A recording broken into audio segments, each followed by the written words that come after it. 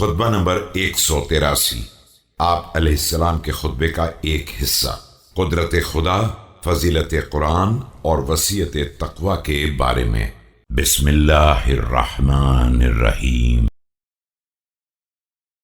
الحمد لله المعروف من غير رؤية والخالق من غير منصبة، خلق الخلائق بقدرته واستعبد الأرباب بعزته وساد العظماء بجوده، وهو الذي أسكن الدنيا خلقه۔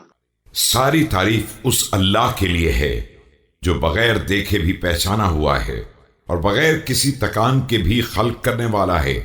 اس نے مخلوقات کو اپنی قدرت سے پیدا کیا اور اپنی عزت کی بنا پر ان سے مطالبہ عبدیت کیا۔ وہ اپنے جود و کرم میں تمام عظماء عالم سے بالا تر ہے۔ اسی نے اس دنیا میں اپنی مخلوقات کو آباد کیا ہے۔ وبعث إلى الجن والإنس رسلا ليكشفوا لهم عن غطائها وليحذروهم من ضرائها وليضربوا لهم أمثالها وليبصروهم عيوبها۔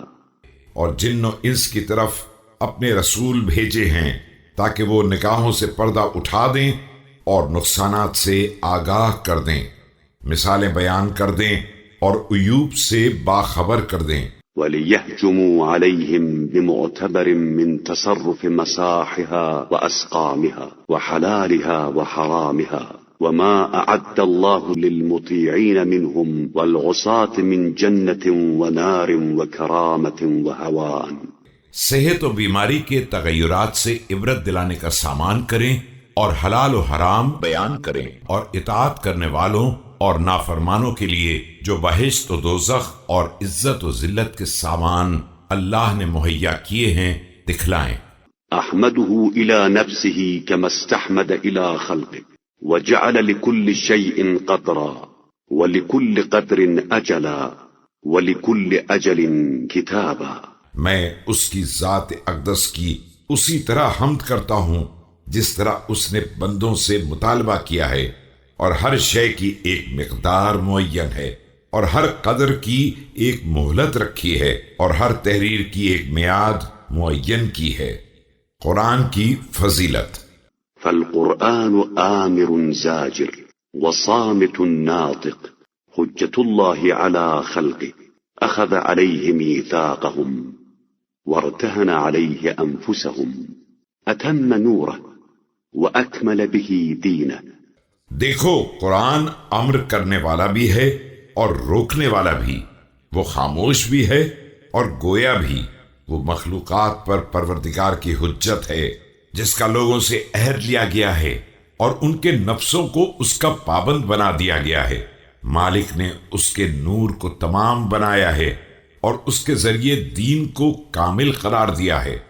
وقبض نبيه صلى الله عليه وآله وقد فرغ إلى الخلق من أحكام الهدى به، فعظموا منه سبحانه ما عظم من نفسه، فإنه لم يخف عنكم شيئا من دينه۔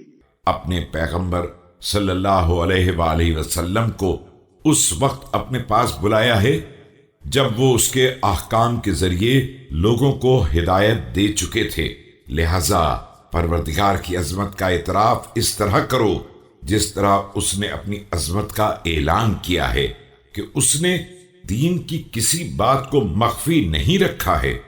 وَلَمْ يَتْرُكْ شَيْئًا رَضِيَهُ أَوْ كَرِهَهُ إِلَّا وَجَعَلَ لَهُ عَلَمًا بَادِيًا وَآيَةً مُحْكَمَةً تَزْجُرُ عَنْهُ أَوْ تَدْعُو إِلَيْهِ، فَرِضَاهُ فِيمَا بَقِيَ وَاحِدٌ وَسَخَطُهُ فِيمَا بَقِيَ وَاحِدٌ۔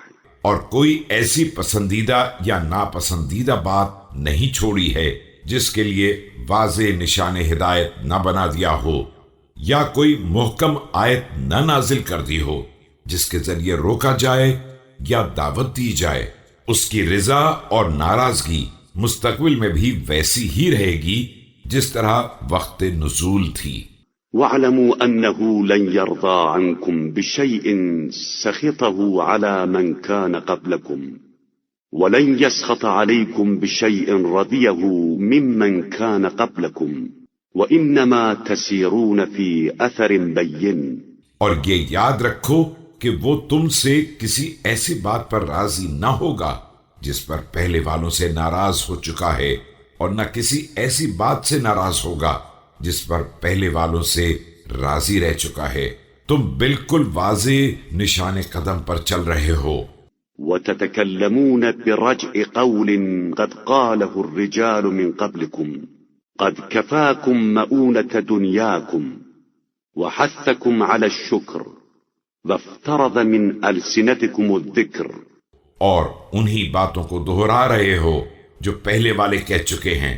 اس نے تمہیں دنیا کی زحمتوں سے بچا لیا ہے اور تمہیں شکر پر آمادہ کیا ہے اور تمہاری زبانوں سے ذکر کا مطالبہ کیا ہے.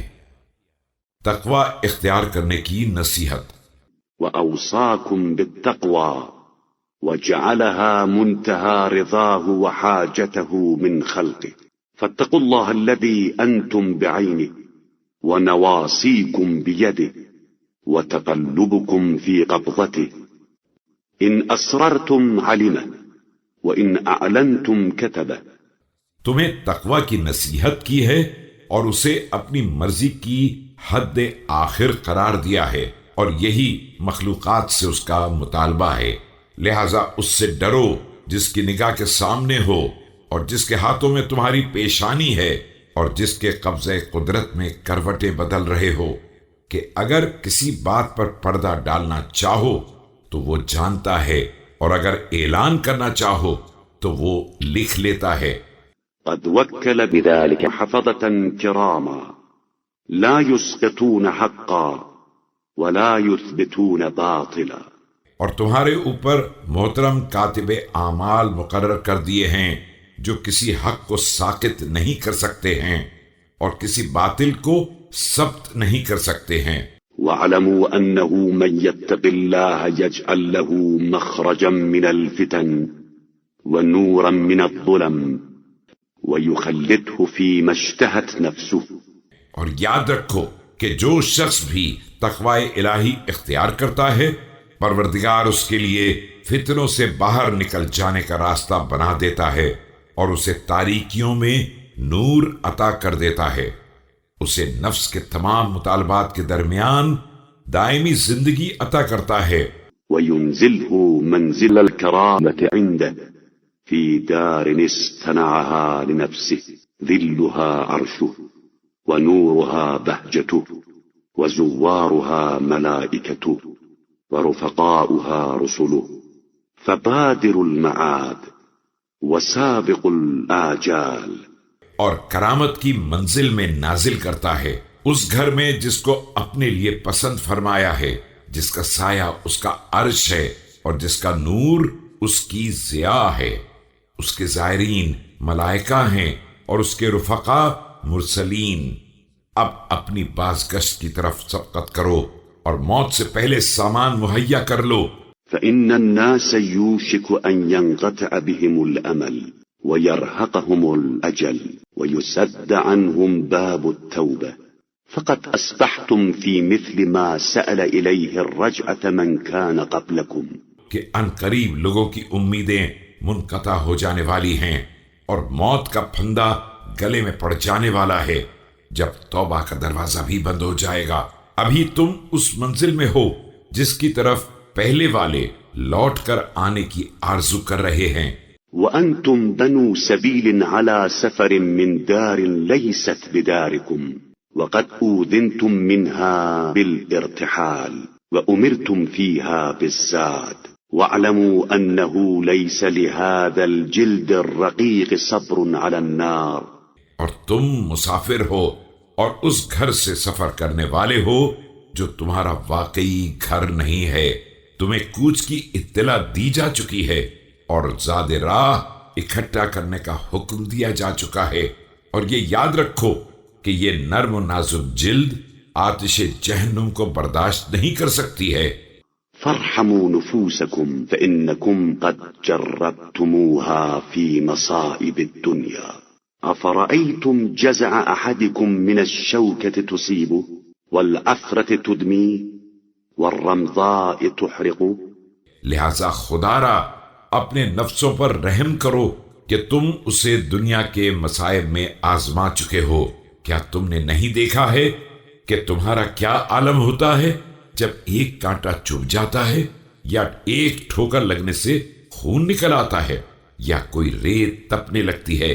فكيف إذا كان بين طابقين من نار ضجيع حجر وقرين شيطان.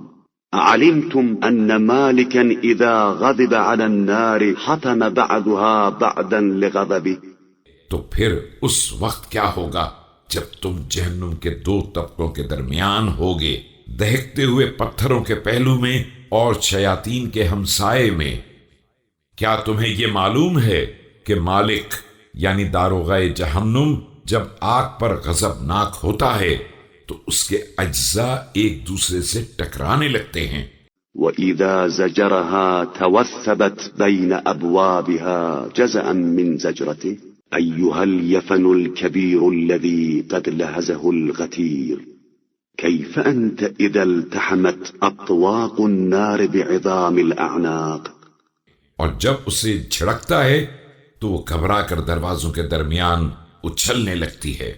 اے پیر کہنسال جس پر بڑھاپا چھا چکا ہے، اس وقت تیرا کیا عالم ہوگا جب جہنم کے طوق گردن کی ہڈیوں میں پیوست ہو جائیں گے. ونشبت الجوامع حتى أكلت لحوم السواعد. فالله الله معشر العباد وأنتم سالمون في الصحة قبل السقم وفي الفسحة قبل الضيق. اور ہتکڑیاں ہاتھوں میں گڑ کر کلائیوں کا گوشت تک کھا جائیں گی. اللہ کے بندو، اللہ کو یاد کرو اس وقت جب کہ تم صحت کے عالم میں ہو قبل اس کے کہ بیمار ہو جاؤ، اور وسعت کے عالم میں قبل اس کے کہ تنگی کا شکار ہو جاؤ. فاسعوا في فكاك رقابكم من قبل أن تغلق رهائنها. أسهروا عيونكم وأضمروا بطونكم واستعملوا أقدامكم وأنفقوا أموالكم. اپنی گردنوں کو آتش جہنم سے آزاد کرانے کی فکر کرو قبل اس کے کہ وہ اس طرح گروی ہو جائیں کہ پھر چھڑائی نہ جا سکیں. اپنی آنکھوں کو بیدار رکھو، اپنے شکم کو لاغر بناؤ، اور اپنے پیروں کو راہ عمل میں استعمال کرو. اپنے مال کو خرچ کرو. وخذوا من أجسادكم فجودوا بها على أنفسكم ولا تبخلوا بها عنها. فقد قال الله سبحانه إن تنصروا الله ينصركم ويثبت أقدامكم. اور اپنے جسم کو اپنی روح پر قربان کر دو. خبردار اس راہ میں بخل نہ کرنا کہ پروردگار نے صاف صاف فرما دیا ہے کہ اگر تم اللہ کی نصرت کرو گے تو اللہ بھی تمہاری مدد کرے گا اور تمہارے قدموں کو ثبات عنایت فرمائے گا. وقال تعالى من ذا الذي يقرض الله قرضا حسنا فيضاعفه له وله أجر كريم. اس نے یہ بھی فرما دیا ہے کہ کون ہے جو پروردگار کو بہترین قرض دے تاکہ وہ اسے دنیا میں چوگنا بنا دے، اور اس کے لیے بہترین جزا ہے. فلم يستنصركم من ذل ولم يستغرثكم من قل استنصركم وله جنود السماوات والأرض وهو العزيز الحكيم. تو اس نے تم سے کمزوری کی بنا پر نصرت کا مطالبہ نہیں کیا ہے اور نہ غربت کی بنا پر قرض مانگا ہے. اس نے مطالبہ نصرت کیا ہے جبکہ زمین و آسمان کے سارے لشکر اسی کے ہیں، اور وہ عزیز و حکیم ہے.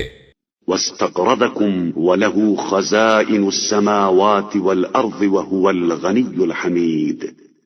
وإنما أراد أن يبلوكم أيكم أحسن عملا. اور اس نے قرض مانگا ہے جبکہ زمین و آسمان کے سارے خزانے اسی کی ملکیت ہیں، اور وہ غنی حمید ہے. وہ چاہتا ہے کہ تمہارا امتحان لے کہ تم میں حسن عمل کے اعتبار سے سب سے بہتر کون ہے.